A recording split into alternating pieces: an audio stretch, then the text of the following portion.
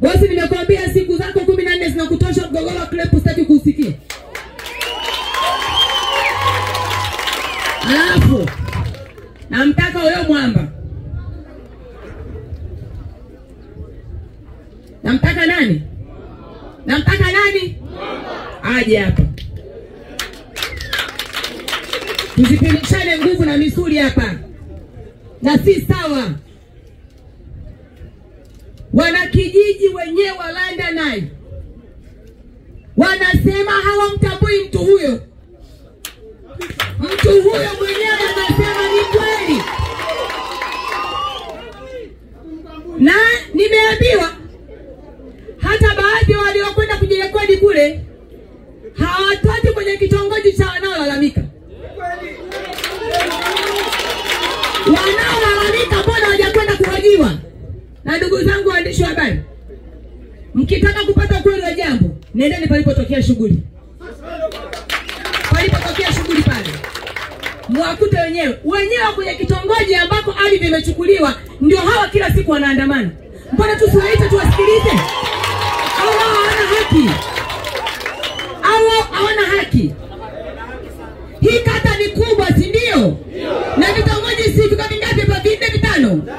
Sasa wenye kitongoji chao wamefuatwa au wamefuata watu wa kitongoji cha pili kwenda kuhojiwa. Nyumba usioilala kunguni zake utazijuaje wewe? Alafu wenzetu nao wa mahakama, kuna sehemu kama panakuwa na changamoto, ukipata muda nenda kazungumze nao.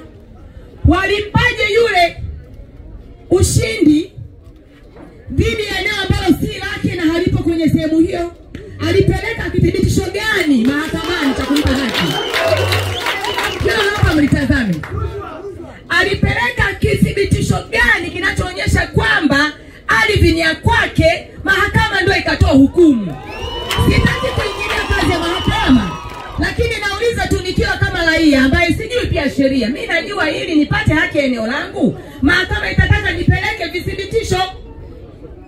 Na hukumu itakuja kulingana na kithibitisho nilichopeleka.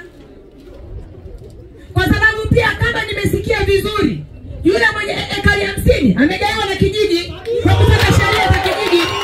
Kwa sababu eneo ni la wazi, kijiji wanajua eneo ni la kwao. Kwa kijiji wanaogawia watu wao kulingana na utaratibu wanaojipangia kijiji.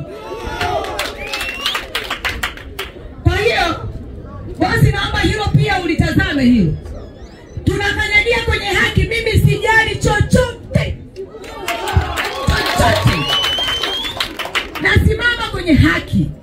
Lakini pia wenye vitu wa vijiji, hata hao wapi waliompa eneo, waliompa na Belela, rudi na huko pia tukaangalie sheria ipi walioitumia kumpa huyo bwana nani wa awali, Bwana Azizi, ekari 1000. Walitoa wapi hiyo sheria? Haijalishi wametoa mwaka gani. Waliotoa wapo. Hata kama kwenye kiti lao wapo, wako pembeni. Watuonyeshe wenzetu sheria waliotumia wao mpya ni ipi ya kwao, ya kumpa mtu mmoja ekari 1000. Wametoa wapi sheria hiyo?